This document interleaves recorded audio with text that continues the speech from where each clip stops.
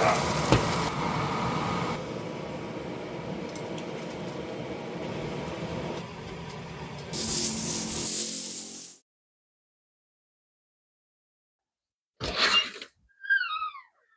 good morning. Had a couple extra days off here this week. So hopefully we can get a little bit further on old Bucky here. I'm going to warn you up front, the continuity in this video isn't quite like the other ones. It's going to be broke up just a little bit. So you're going to notice and I mean, for the most part, it's just me changing my shirt because it's different days. But we're going to get into some things on the 351 here. I know in the last video, went into a lot of things, but finally, the parts came in that I need. But as you'll see coming up, there's some issues with them. I think. I don't know. So another thing, big accomplishment that we have is the frame. So last weekend, my son and I just buckled down and we got the frame all cleaned up. And I've gone through and I've got it all prepped. I've got the rust encapsulator on there, and it's to the point where I actually need to flip this now, get the bottom side of the frame cleaned up, and get the rust encapsulator on that.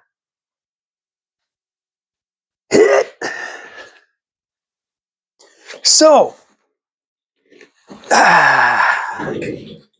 let's talk for just a minute about how I prepped this frame after I got it all cleaned up.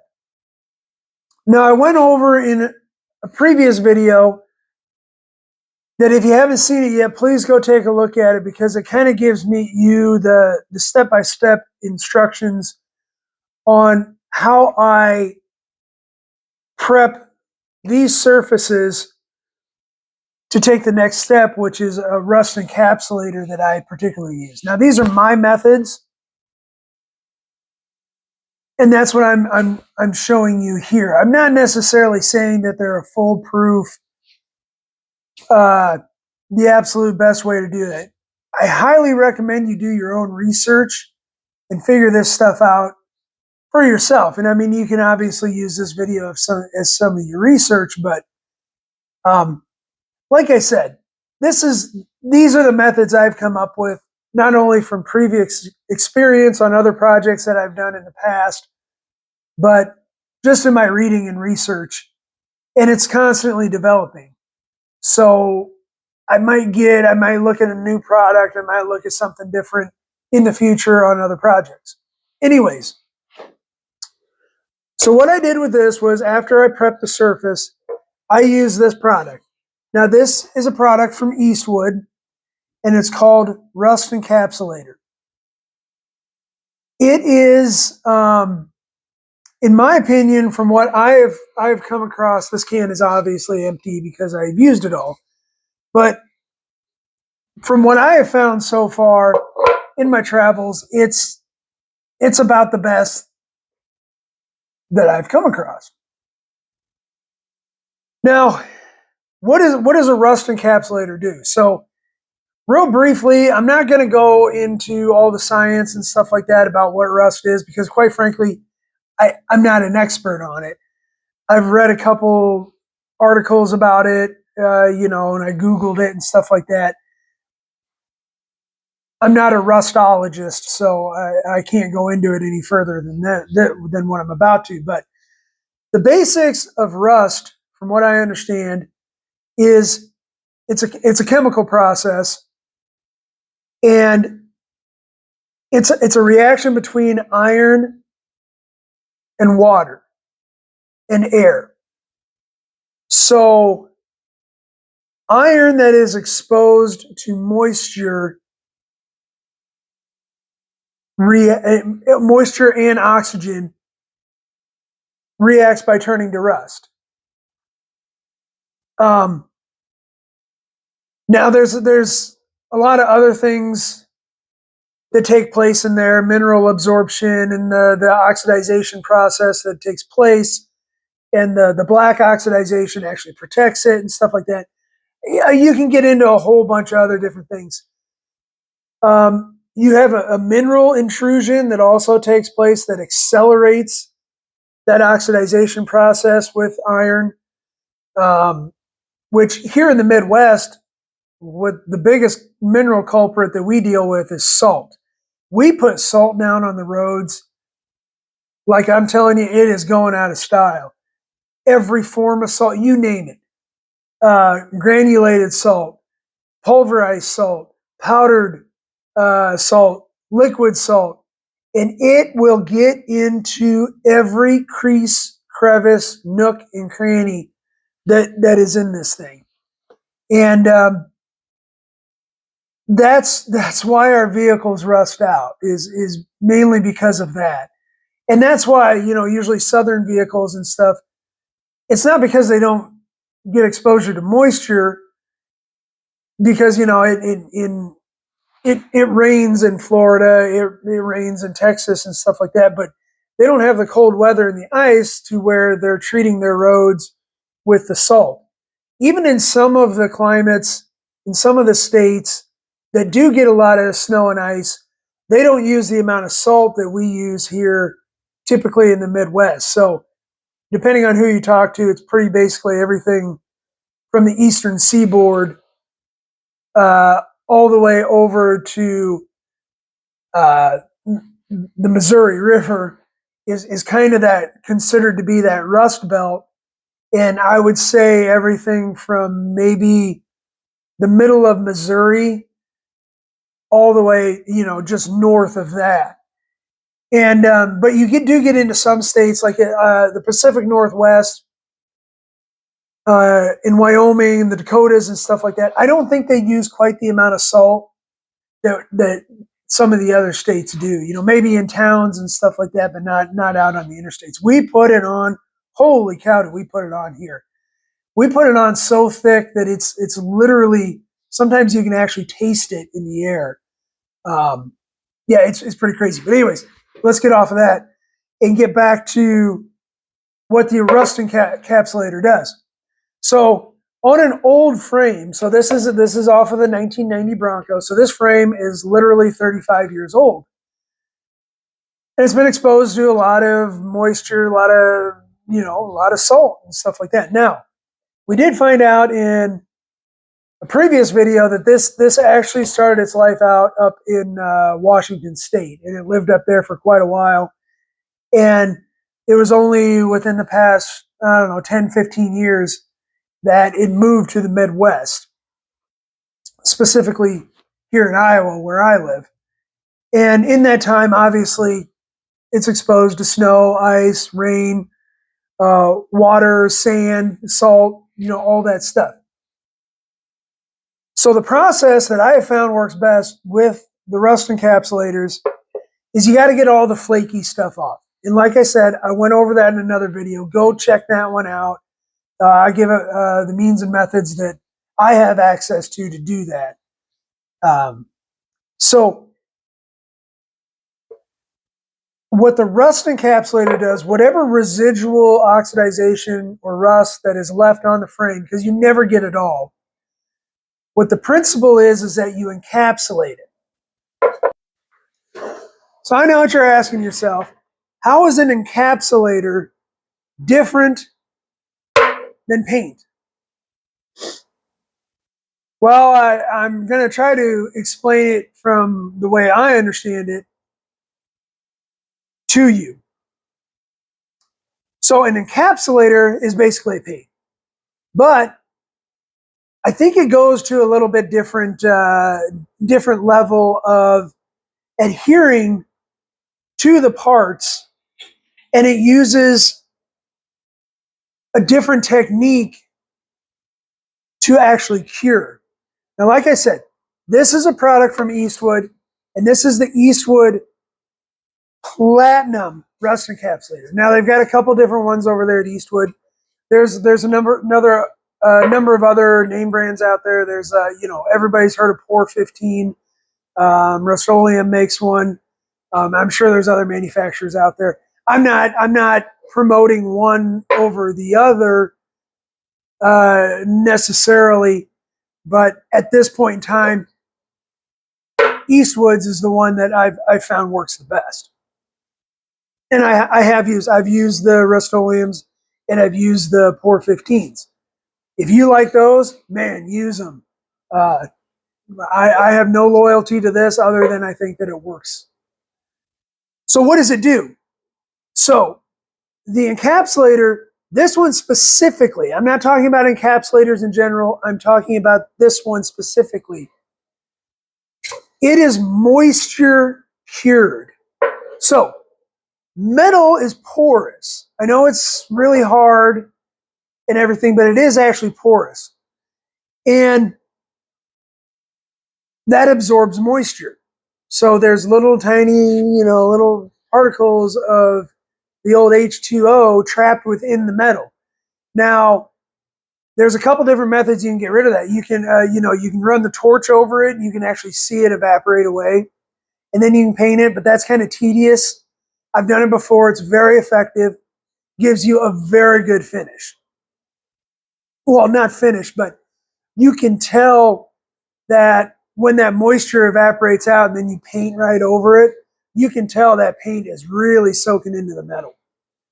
But what makes this particular rust encapsulator work well is that it's moisture cured.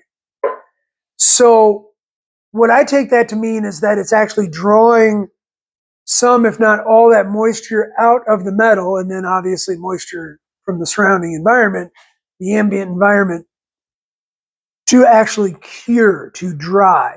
And I can tell you from experience that this stuff, especially the platinum, boy, it's almost like an epoxy. It bonds with that metal somehow that I just can't really explain without, you kind of being here and feeling it and seeing it.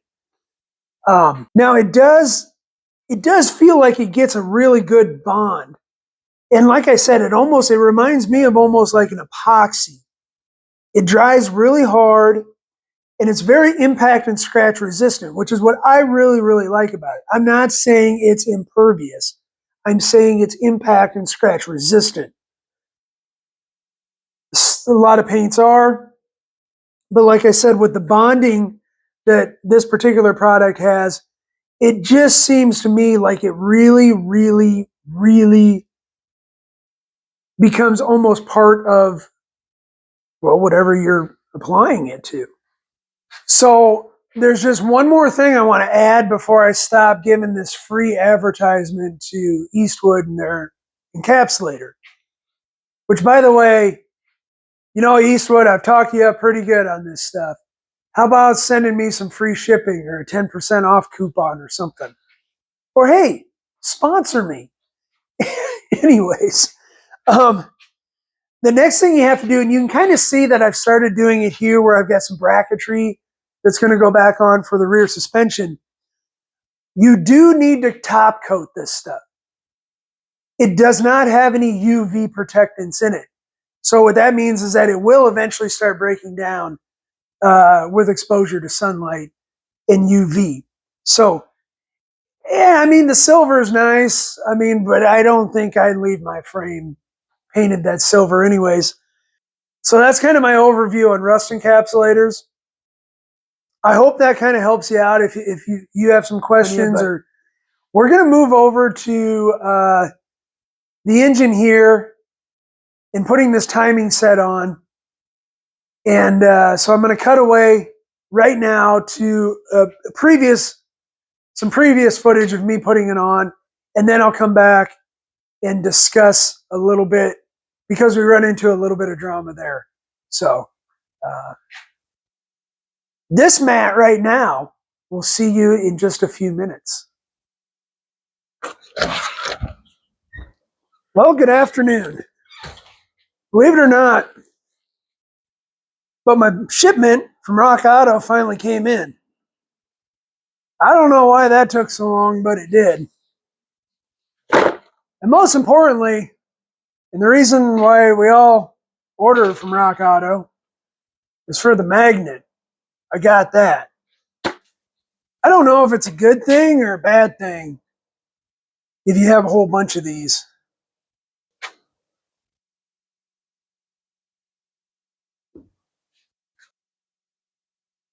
I don't know. Just means that you're a busy guy, I guess.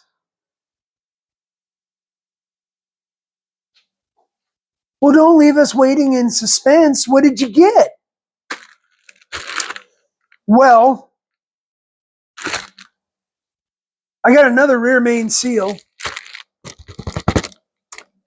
Um, Apparently, I ordered two. The other one came from Amazon, and this one came from Rock Auto. This is a Molly one. So I guess I got a spare, which is never a bad thing. I got the timing set and my valve cover gaskets. So now we can put the engine back together, right? No, because I ordered an oil pump and oil pickup tube. So we got to wait on that now.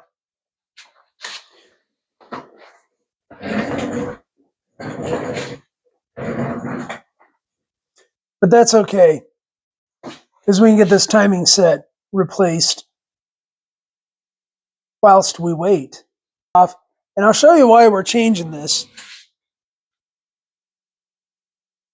I kind of alluded to it on past videos. That's a pretty good spot. And you can see we got quite a bit of slop in that chain. I mean, I'm not gonna lie, I've seen worse, but that's pretty sloppy. And what that's gonna do is that's gonna make it hard to time this or get it dialed in real good. It's also got the escutcheon, no, eccentric. Escutcheon is the plate that goes over like a pipe coming through the wall. The eccentric is what the fuel pump rides on. So if this was to have a factory mechanical fuel pump, meaning it was a non-EFI motor, the arm for the fuel pump would sit through there, and this is offset, and it hits on that arm and pushes that arm up and down, which pushes on a diaphragm, which then in turn pumps the fuel. Well, you're going to see me do something here that I don't do very often, which is use an actual ratchet instead of the powered one. That was not on there very tight.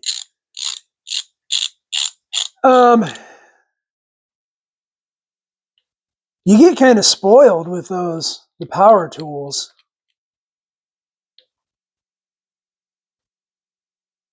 Pull the crank bolt out.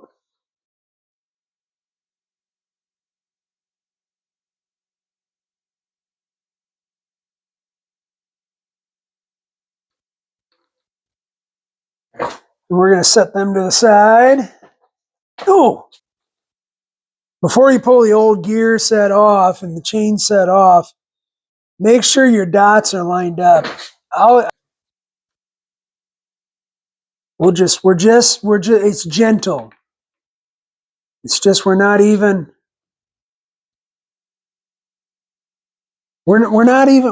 asking it. All we're doing is suggestion. So it's gentle. You know, how you doing?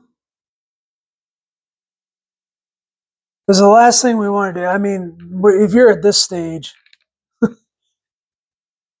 and trust me, with this thing falling off the stand, the last thing I want to do is have any more drama. But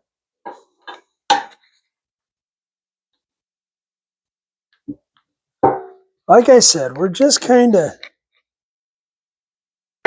requesting to see if it will come off on its own, and hopefully we don't have to put a puller on it. Don't go prying and jerking and break something. I mean, you do whatever you want with your engine, but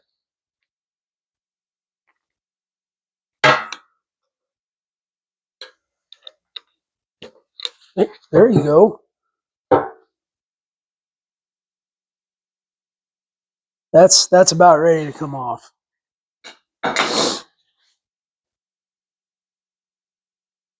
So that one is off. We're going to set that down. Let's see if we can. Oh, look at that. It just slides right off. Once you get that chain tension off of there.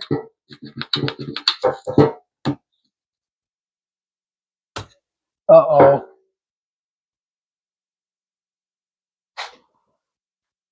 Uh-oh. Here's Ann Hammer. A little bit of overkill, but... Okay, so the reason that didn't slide right off of there is because there's some debris and some overspray paint on there. So this is a little brass brush. The idea being brass is softer, substantially softer than the steel that the crank is made out of. So hopefully we won't mar it. I'm not too worried about it. We'll shoot it a little more WD-40 in my eye.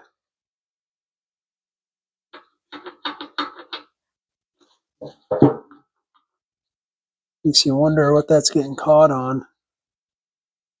There is a little bit of a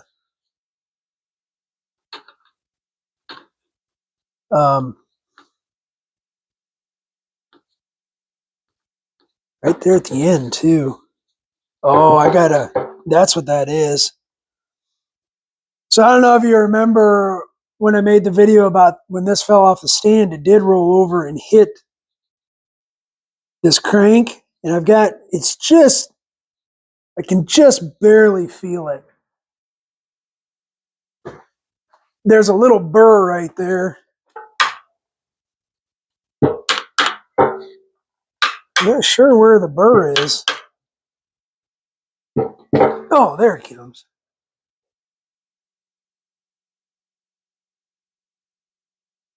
Definitely dragging on something. Maybe right there.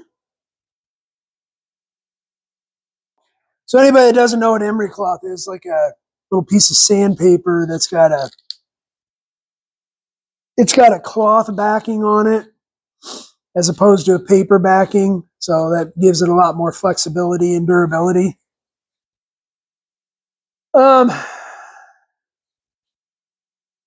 Let's take this Woodruff key out.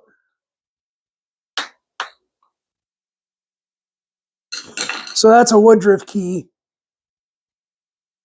Just sits in the slot that's been machined into the snout of the crank. And we're just going to clean this up a little bit. Not a lot.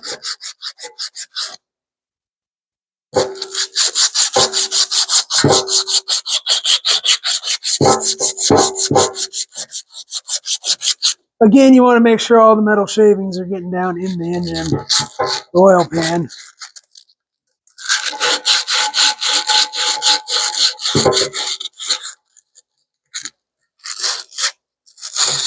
Oh, there we go.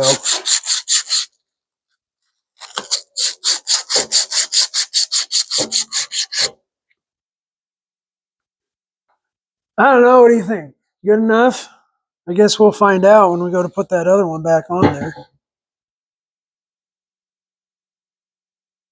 And again, don't get your tidy whities in too much of a panic there. I am going to clean out that oil pan before I put this all back together.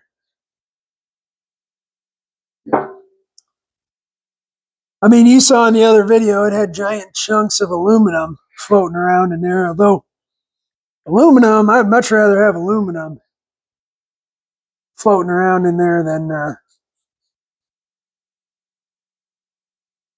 little tiny pieces of steel. But what are you going to do? So this is a Cloys. Is that how you pronounce that?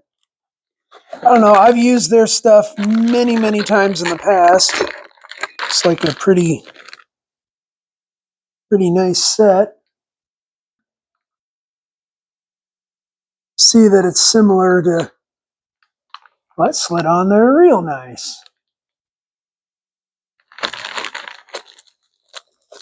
Make sure it's similar to the one I took off. You know, you never know.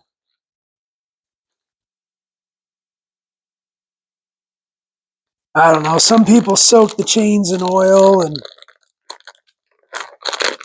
I've never had an issue by not soaking it.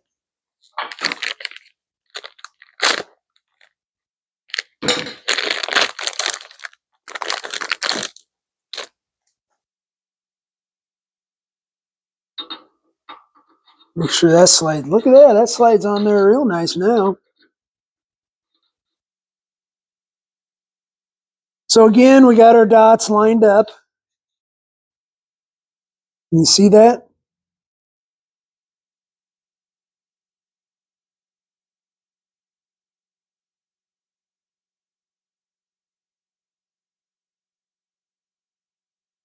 So in general, like I said, I haven't moved that cam or anything. You set your cam gear. You might need to play with this a little bit to get it just right. But so there's this hole here, and that's for your dowel pin. Now, you want to be careful sometimes, because if you're changing this out, this can get stuck in the sprocket, the cam sprocket, when you pull it out, and well, it could fall down in the oil pan, which that'd be bad. Or you might be sitting there, it's like, well, this isn't, this isn't staying where it's supposed to be. Well, it might be in your old gear, might be in your old sprocket. So now you may have to, like I said, mess with this a little bit to get it lined up just right, because it does pretty much have to be just right to work. It's lined up. It just needs a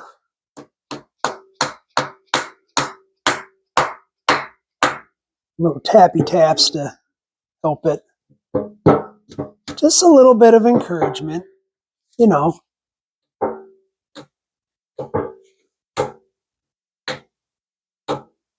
We're just gonna help it to its home, Bob Ross style.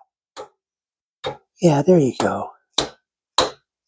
You want to, be where you're supposed to be. Just give it some happy little taps there, and that's it. But take notice, that chain's a little bit sloppy too. Isn't that interesting?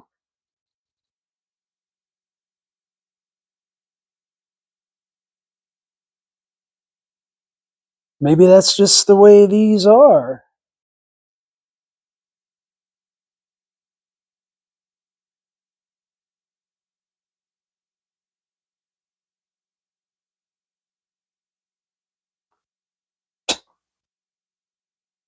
Actually, kind of pisses me off.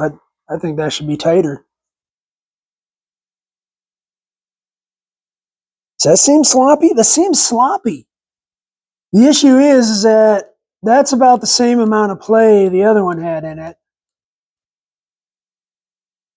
So it's one of two things. Well, it's one of three things. The old one wasn't that bad.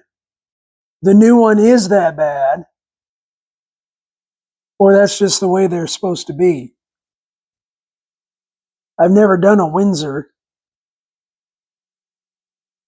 but like I said, I really feel like that should be a little bit tighter.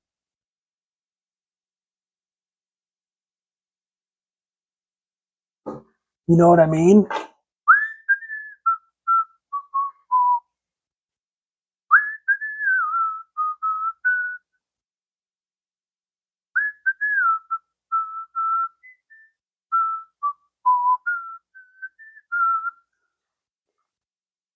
I don't know. I guess we're going to send it.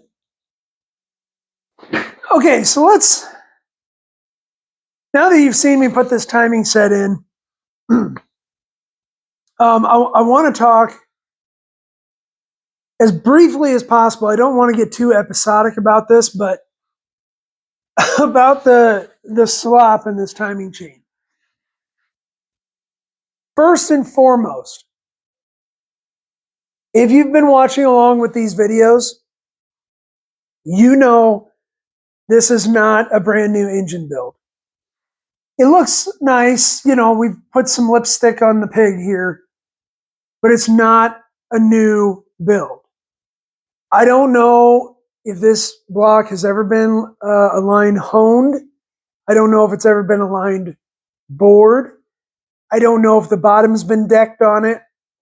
I don't know how many miles are in the engine. I don't know if it's an aftermarket cam. I don't have any of that information. This is not a roller block. There's not a roller cam in here. So all those questions that I might have left hanging out there. And the reason I'm bringing that up is because I posted this real brief. I posted a video concerning this timing chain and some of the interactions I had with the manufacturer on it and their tech support over on my TikTok channel and page, whatever you call that. And boy, I got a lot. I mean, hey, it's good for me. It's got almost 22,000 views, I think now, on the one video, and between all three of them, I think I'm close to almost 30,000 views on all three of the videos I made concerning this chain. Lots of comments, everything from I'm an idiot because I buy stuff from Rock Auto to people that were really, really trying to help me out. And I really, really appreciate it. I actually, even the people that are picking on me or trolling me, I appreciate that too, because that just helps the algorithm. But so what am I going to do about this? Because in my opinion, that's too much slop. I have 7/16 of an inch of slop from one side to the other. I went back to the manual, the Ford soft manual, and I looked up in there on what kind of play I should have on the timing chain. So I followed the instructions, on measuring it and stuff like that were very detailed. Said, measure the play in the timing chain. I mean, that's pretty much all it didn't say make sure one side was tight. It didn't say, it didn't say anything else. It said just measure. They say a half inch or less. I'm at 7/16. That's less than a half inch. We're going to run it. This is not an engine that's going to be running 8,000 RPMs down the Molson Straight at Le Mans. This is going to be running 3,500 RPM while my wife is trying to pass somebody on the interstate. So that's where we're going to leave that. So we're going to push forward on this. I'm still waiting on the oil pump and the oil pump pickup screen.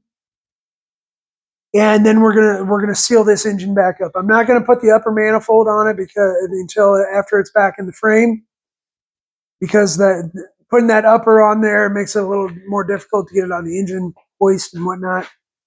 And even though we've already dropped it once, I don't want to drop it again. I have some standards, if you can believe that. Anyways, I got a whole bunch of other things I got to do. We got to talk about, I got all kinds of sandblasting to do and suspension work and all kinds of things. Well, I'm going to go ahead and try and flip this frame. I'm by myself, as usual. And I'm going to hook the cherry picker up. Well, I've got it hooked up already.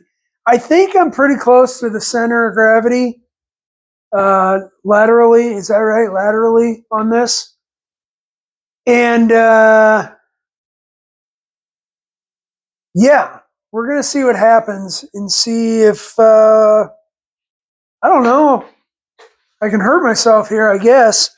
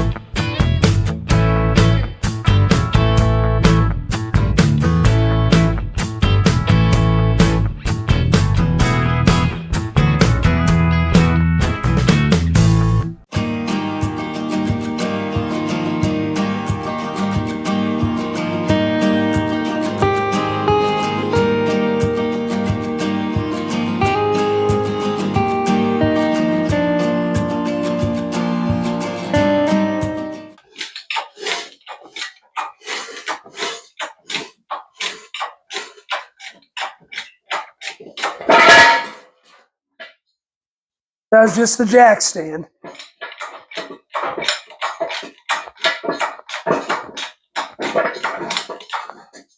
I think this thing's heavier than I think it is.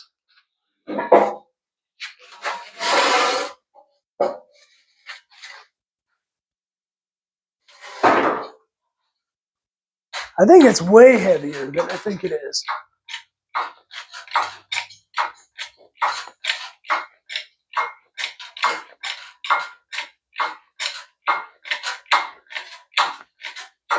Look at the bow it's putting on that hoist.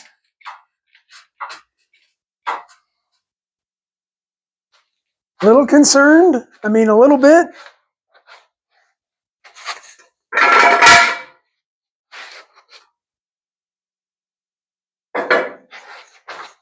We're not going to go up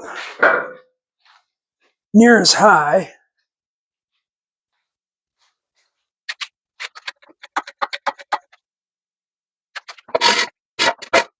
There's no way that frame weighs more than a big block, right?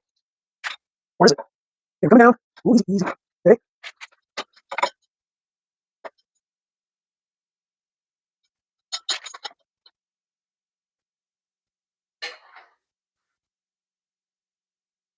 Oh. I really don't like the idea of pulling that towards me. But the problem is if it kicks out, I'm sure I'll be fine. Famous last words. Might be the last video I ever make. No, not that one.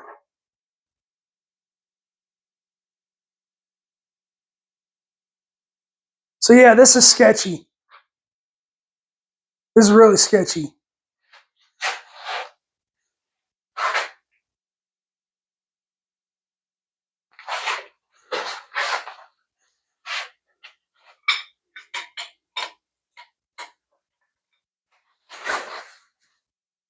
So this is 100%. Oh, it's going to go to a, there it goes.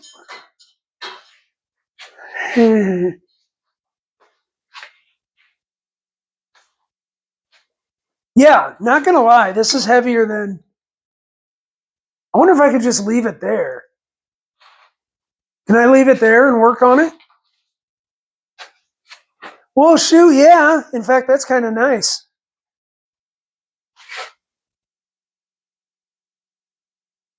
That's actually kind of really nice.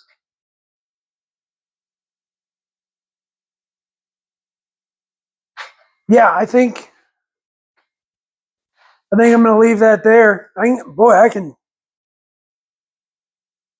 work on everything there. And more flipping grease. God bless it. This front end and the grease. Okay. All right. Looks good. Never walk underneath that. You lose pressure in a hydraulic cylinder.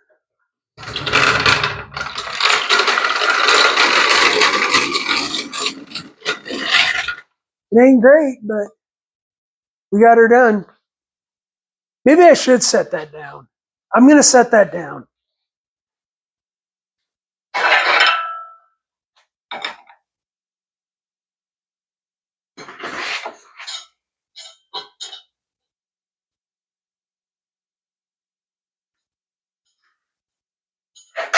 Well, I hope I don't run out of room here.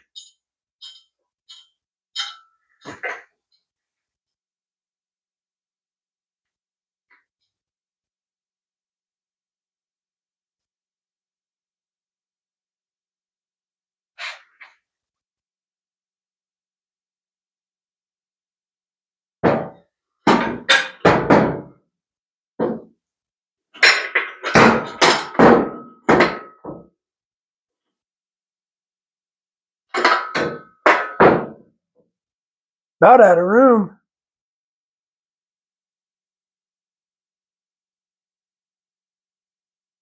Boy, you know, it just ain't a project that I'm doing without there being freaking grease on the flipping ground. I set that steering gear in there. It's a brand new redhead steering gear. Like I'm telling you, brand new. Like it doesn't have miles on it. It has feet. It just has feet. I feel better about that. It's setting down on something solid.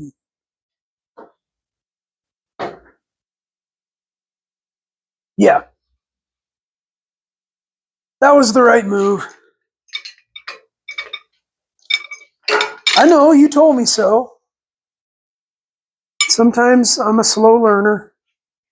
I don't know, that wasn't too terribly bad. So here's the bottom side. I'm kind of surprised how much of it I did get painted. But yeah, all this flakiness needs to get cleaned up. So there's that steering gear leaked on the ground.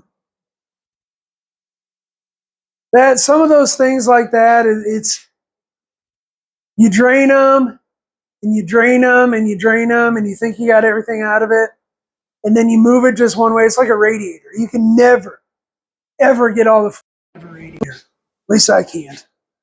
But yeah,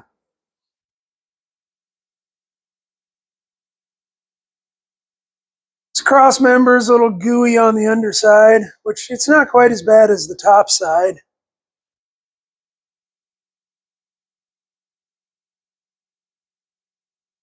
We'll clean it up.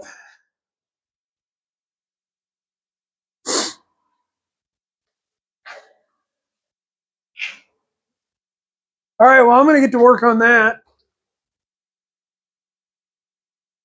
January.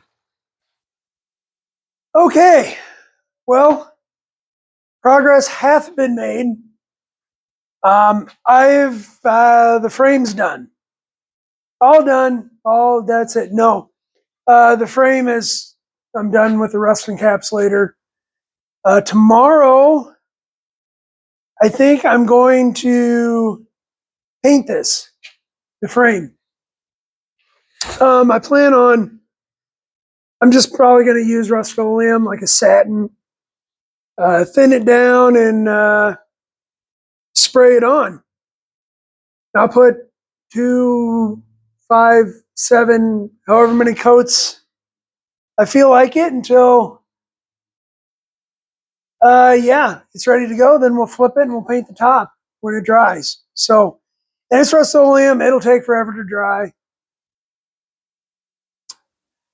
But I feel like it makes a really, really nice top coat. So, I'm not sure if I'm going to paint it with a paint gun or if I go and buy a bunch of cans of spray paint. I don't know. Spray paint tends not to hold up quite as well, but we'll have to see what I feel like in the morning. So, with that being said, I'm going to end this video here. We got a little bit done today. It's never as much as you hope, but yeah, appreciate everybody watching. I'll catch you on the next one.